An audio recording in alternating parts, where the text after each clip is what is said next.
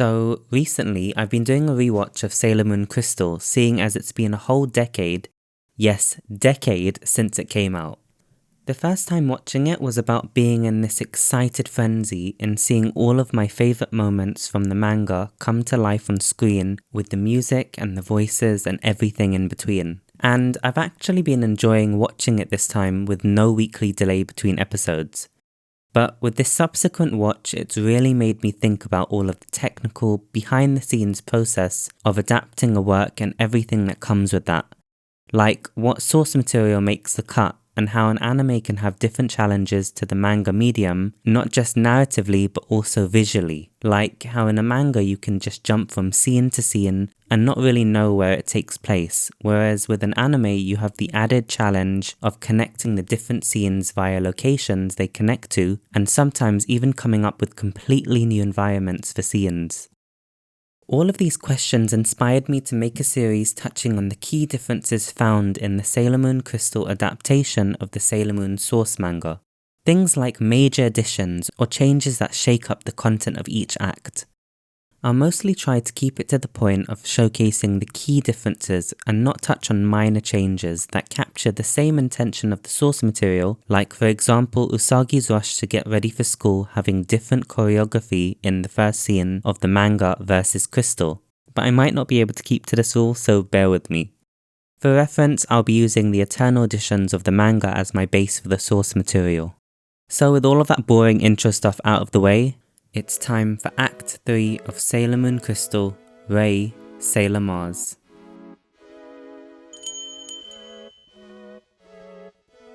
Near the start of the chapter, there's a scene with Jadeite driving the 6 o'clock bus, watching Ray as he drives by, almost casting suspicion of a connection between the two. In Sailor Moon Crystal, we simply get a shot of the bus stop, setting up the mystery of the missing kids in a different way. In the manga, while stowed away in school, Luna listens to students gossiping about the haunted 6 o'clock bus. She then tells Usagi that she needs to meet Ami later on in the day for a strategy meeting. Just as she finishes, the teacher barges in the room as she's late for her lesson. Luna makes a quick escape using her head as a jumping post, in which she yells, "Who let the cat into the classroom?" After Usagi owns up to it, her teacher calls her out for being a repeat nuisance offender, adding to what we know of Usagi's laid-back personality. Sailor Moon Crystal streamlines this scene by adding in Umino, introducing the topic of the haunted bus, and then has the same scene of Luna informing Usagi of the plan, but cuts out the teacher's entrance and Luna's comedy hijinks completely. The manga then follows it up with the monthly chapter introduction of Usagi as well as Ami being Sailor Mercury. As I touched on in the last comparison video, the introduction served as a reminder to the readers of who the characters were, seeing as it would have been a whole month between the release of the last chapter and this one. This scene was cut in Sailor Moon Crystal 2 for obvious reasons.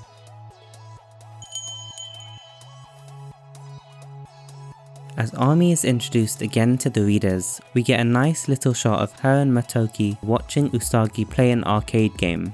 It's noted that Usagi is getting better at the game, in which she thanks Ami for being her teacher, serving as a nice indication of their budding friendship. We then see Usagi play another game featuring Sailor V, with Ami noting that this particular game is different to the one that she played. This scene is then followed by Ami conversing with Luna about all of the recent story developments. Sailor Moon Crystal cuts out the scene of Motoki and Ami watching Usagi play, trading it solely for her conversation with Luna. However, we get a cool extra cameo of Sailor V appearing on the poster next to Ami.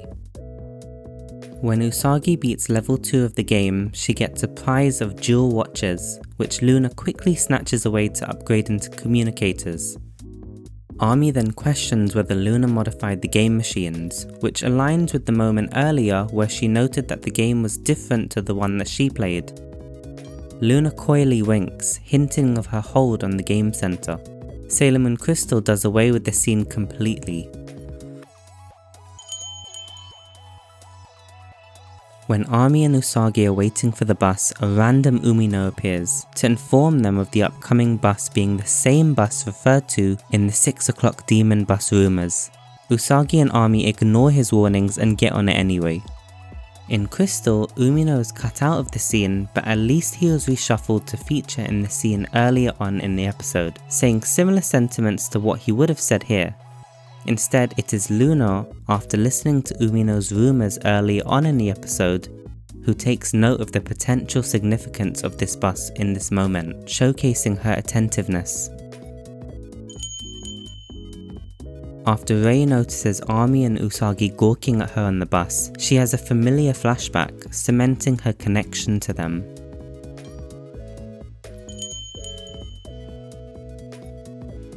At the shrine, after Mii's mother informs Rei that she's missing, she makes a quick exit with her friend, gossiping about Rei and saying that she has a sixth sense as they leave.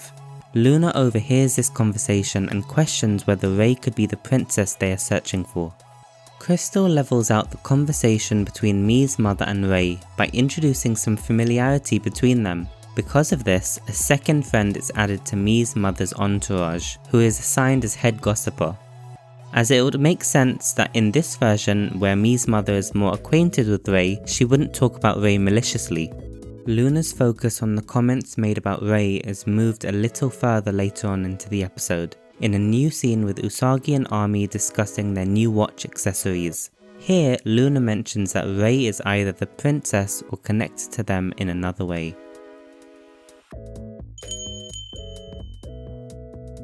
The manga features a little scene between Nephrite and Jadeite near the beginning of the chapter, where Nephrite points out that Jadeite is going soft in his methods, to which he responds with his strategy of luring out the Sailor Guardians and offering them and the kidnapped children to their ruler instead of draining their energy.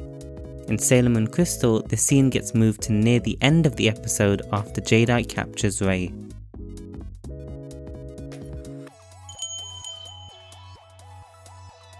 After hearing more about the case of students going missing, Luna tells Usagi that they should go and visit Rei, seeing as the bus route in question passes near the shrine where she is.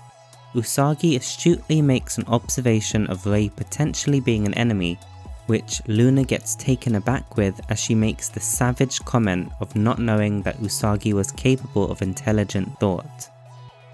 The scene is reappropriated in Crystal in a new scene with Usagi, Ami and Luna, with Usagi telling Luna that they should go visit Rei again and Luna sharing her thoughts on Rei being connected to them. Usagi loses her astute moment, but like with Ami in the last episode, it seems that there was less of a focus on painting the known protagonists as enemies in this version. The scene with Usagi meeting Mamoru on the bus plays out slightly differently between the manga and Crystal. In the manga, Mamoru is more attentive, with it almost implying that he hears Luna speak to Usagi. Crystal streamlines the scene by having Mamoru accuse Usagi of speaking to herself.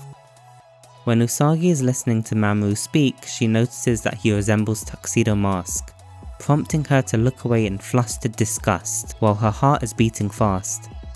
In this moment, Mamoru notices that she looks just like Sailor Moon, prompting him to mumble "Guardian of Justice," leading to embarrassment from all parties. We still have Usagi looking flustered while she gazes at Mamoru in Sailor Moon Crystal, although it all comes to an awkward halt after Mamoru notices her catching a look as she notes that her pulse is racing.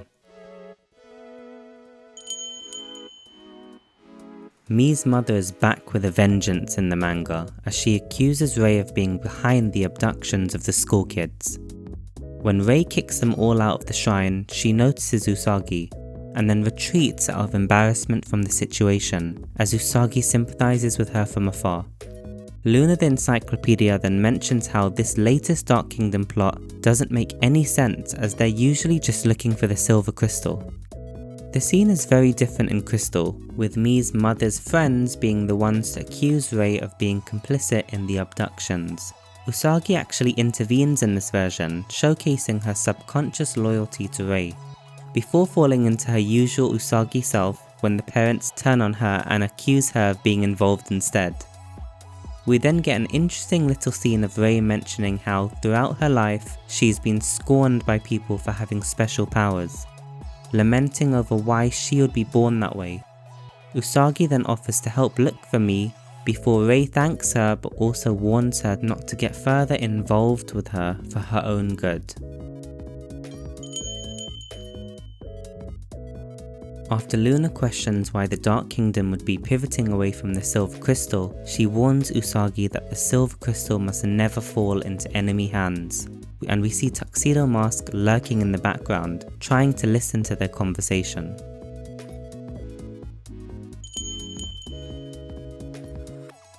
When Luna contacts Army to inform her of Usagi going after the demon bus, there's a little more detail added into how the technology works when they pull out a tracking device and a sensor pops out of the monitor and absorbs into the ground, before they are then able to contact Usagi. Sailor Moon Crystal revamps the technology by modernizing it to something we'd expect from a 2014 universe. When Army is about to teleport to Usagi's location, we see Luna hand her a spare transformation pen, something cut from Crystal as you will see a bit later on in this video.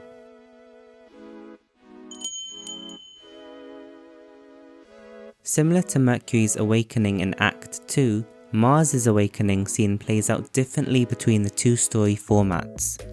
In the manga, after Moon and Mercury arrive at Jadeite's location, Sailor Moon takes the lead and accosts him for holding Rei and the school children hostage.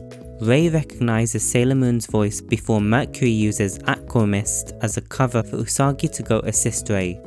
Unfortunately for them, Jadeite is prepared for this and turns Mercury's mists into drops of ice, prompting Moon to start doubting her ability to lead in this battle.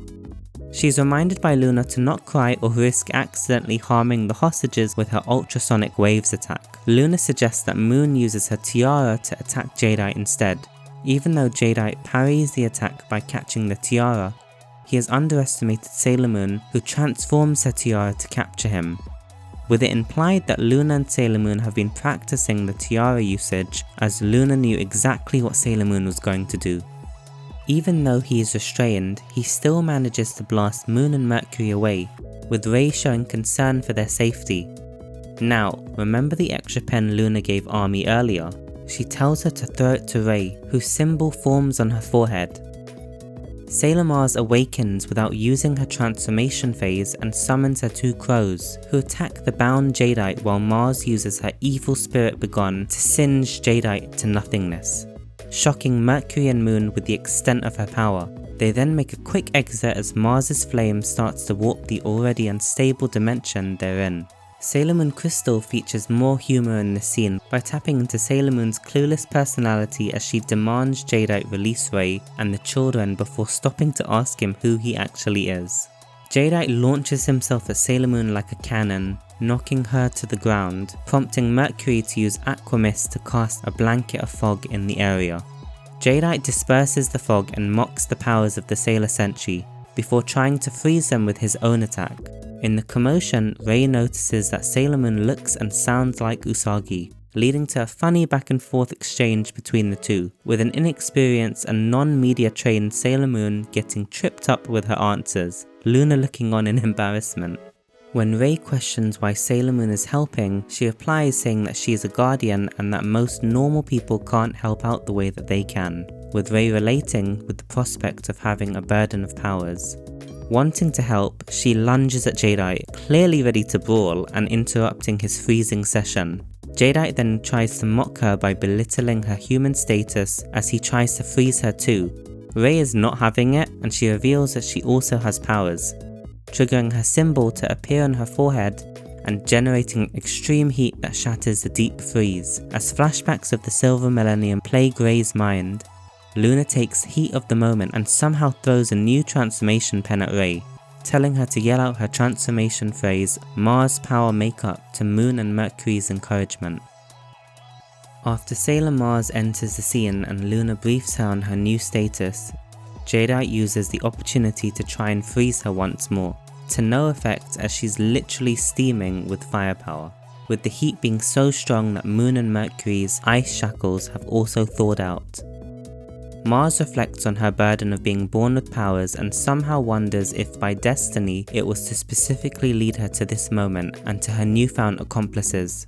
Luna then wastes no time in getting Sailor Moon to attack Jadeite, but instead of her usual slice and dice methods, the tiara expands around Jadeite to trap him. I'm surprised she didn't take the opportunity to get rid of him once and for all, but anyway, it set up the scene perfectly for Mars to have her introductory episode moment to shine, engulfing Jadeite and defeating him.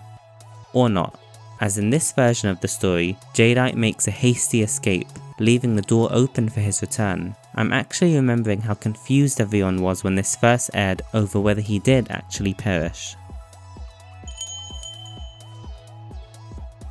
As the Sailor Senshi are in a rush to leave the dimension where they fight Jadeite because of the power of Mars's flames distorting it, the mission debrief happens as soon as they land back home. Mars is shocked by her magical getup as she's warmly welcomed to the team, feeling some closure to the question of why she's always felt different compared to everyone else. Crystal's version of the scene takes place a little later, with the Guardians already back in their civilian clothes. We get a nice closing scene of Mii being reunited with her mother, with Rei seemingly being proven innocent. Usagi gleefully accepts Rei into their team, and Army then tells Rei that they've been looking for someone like her to join their team, implying that there have been more discussions and potential searches off-screen. As they leave together, Rei has a happy look as she's found her place and companions to empathize with.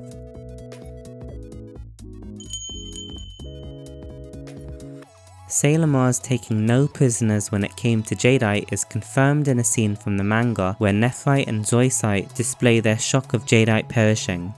This scene was obviously cut in Crystal, seeing as Jadeite lived to see another day.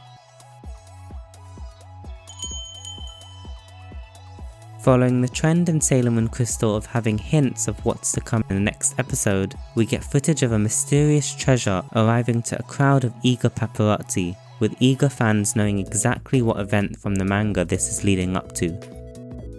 And that's another act completed. Bit by bit we're seeing the adaptation play out in different ways to the source material. I'm appreciating seeing the extra chunks of development they're managing to add to the characters within the constraints of the one-to-one adaptation format. What did you think of this act? Let me know below and see you next time for Act 4.